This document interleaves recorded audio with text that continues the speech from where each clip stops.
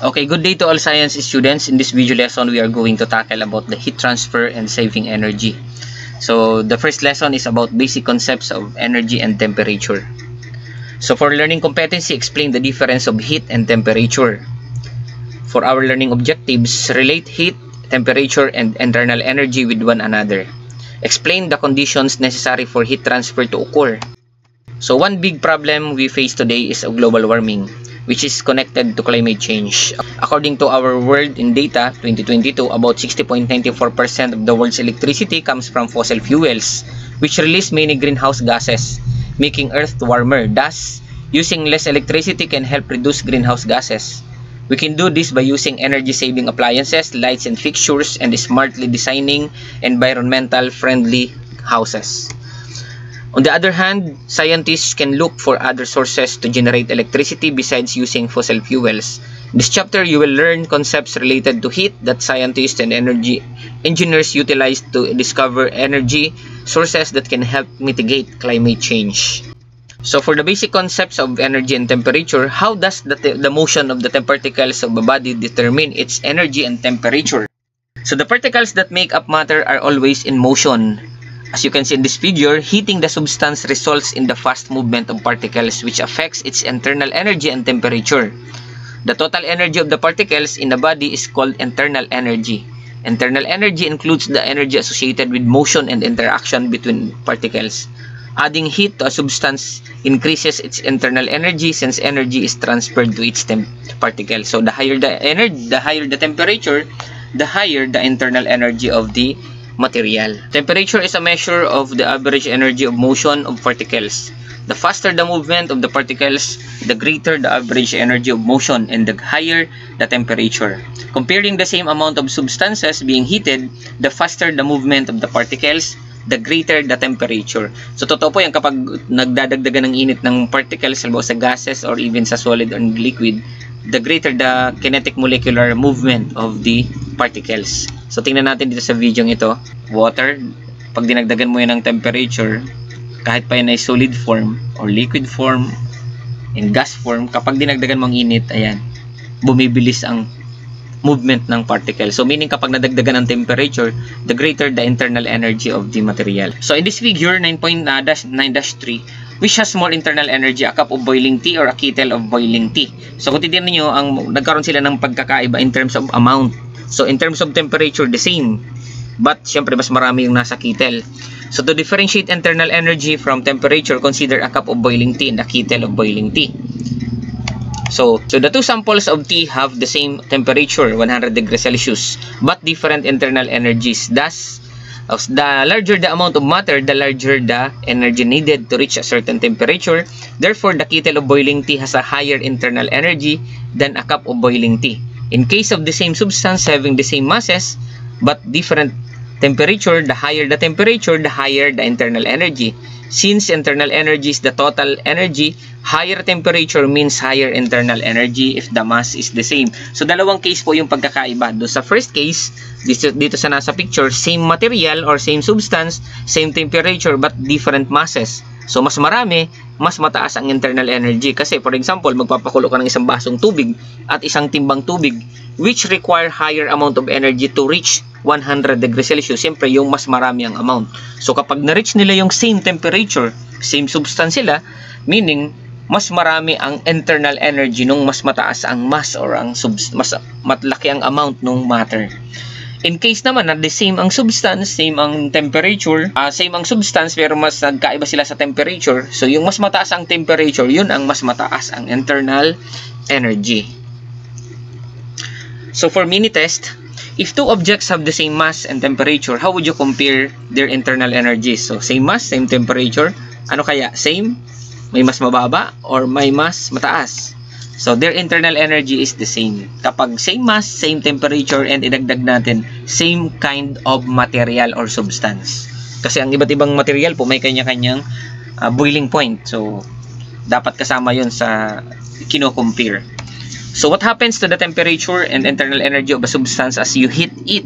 Habang dinadagdagan natin o habang pinapakuluan natin ng isang material, what will happen to the internal energy? So heating a substance causes its temperature and internal energy to rise as it absorbs heat. So the higher the temperature, the higher the internal energy of the material. So which is greater internal energy? A cup of water at 30 degrees Celsius or a kettle of water at the same temperature? So the kettle of water kasi mas marami po siya in terms of mass and then amount. The greater the amount of internal energy. So heat is the transfer of internal energy from a warmer object to a colder one due to the difference in their temperature. Yun pala po ang pinakadahilan kung bakit mayroong tinatawag na heat transfer, because of the difference in temperature.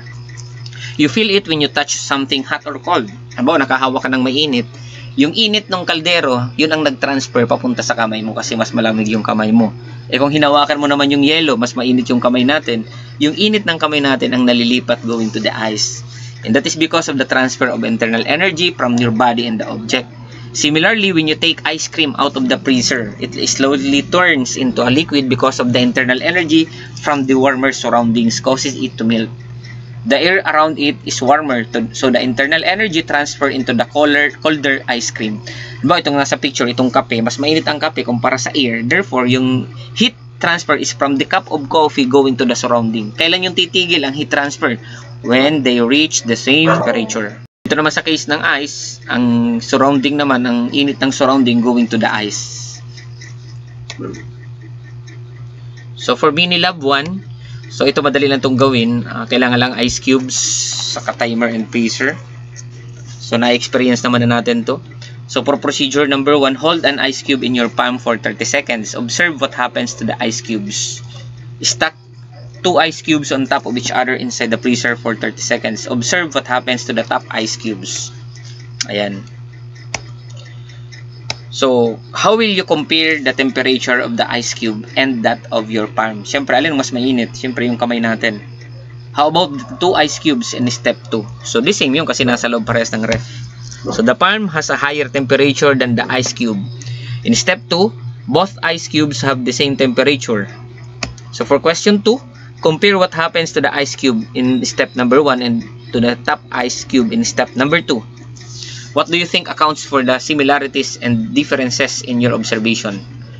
So, syempre yung number 1, the heat transfer will be from your hand going to the ice. Kaya natutunaw. So, in step 1, the ice cube melts because of the heat transfer from the palm or hand to the ice cubes due to temperature difference. In step 2, the top ice cube does not melt because no heat transfer occurred since the 2 ice cubes have the same temperature. So, applicable din po kapag may lagnat ang anak, sasabihin ng nanay, o yakapin kita kasi para ma-absorb ko yung init ng katawan mo. Totoo po yun kasi the transfer of heat is from higher temperature to the colder temperature. So, heat and temperature are not the same. So, heat is an energy flow because of temperature difference between 2 objects or substance. Temperature is a measure of average kinetic energy of the particles, or ang ibang term po dyan, the degree of hotness or coldness of an object. So in Minilab, let us explain 9-1. Your palm and the ice cube initially have different temperatures. Your palm has a higher temperature than the ice.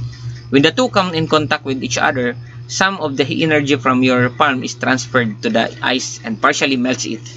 The energy in transit from one body to another is called heat. So, heat transfer between bodies occurs solely because of the temperature difference. Yun po ang pinakadahilan kung bakit may heat transfer, because of the difference in temperature, yung pagkakaiba. So, it is important to note that the matter does not contain heat, only thermal energy. When there is a temperature difference between 2 bodies, this internal energy is transferred into the form of heat. When the body absorbs or releases heat, the internal energy of the body changes. However, the change in internal energy does not necessarily cause a change in temperature. For example, when ice melts, it absorbs heat without any change in its temperature. So let us see in this figure, as heat flows from block A, which is hot body, to block B, a colder body, the temperature of block A decreases while the temperature of block B increases. When the 2 bodies reach the same temperature, heat transfer stops. This means the bodies have reached their thermal equilibrium, a condition in which there is no net flow of thermal energy. So kapag parehas na po pala yung dalawang bodies na magkakontak, parehas na ng temperature, there will be no heat flow. So, inaabot na nilang tinatawag na thermal equilibrium. Kaya pag naglagay ka ng mainit na tubig sa planggana, papaligo mo, darating ang time lalamig yon kasi yung heat from the basin going to the surrounding. Titigil lang yung paglamig nun kapag naabot niya na yung temperature ng surrounding. Kaya pansinin niyo kapag taglamig, yung tubig natin na naka-stack lumalamig din. Same with the surrounding. Kapag naman medyo mainit, yun din ang temperature ng ating tubig. So for mini test, what is the difference between internal energy and heat? So internal energy is the total energy of the particles in a body. Heat is energy in transit, or this is the means of energy transfer. So kumbaga kung bakit nagkakaroon ng energy transfer because of heat. Bakit naman nagkaroon ng heat transfer? It's because of the temperature difference. So under what condition will heat transfer take place? Ayun. Siyempre kapag nagkaroon ng pagkakaiba in terms of temperature. Heat transfer occurs when there is a temperature difference between two bodies. Consider objects A and B on the picture. The objects are made of the same material and achieve thermal equilibrium after coming into contact with each other. For question 1, are their temperature the same? What about their internal energy? So, sa letter A, umabot na sila sa thermal equilibrium, therefore, their temperatures are the same. Sa B naman, their internal energies vary because their masses are not the same. So, the higher the mass, the greater the internal energy of the body.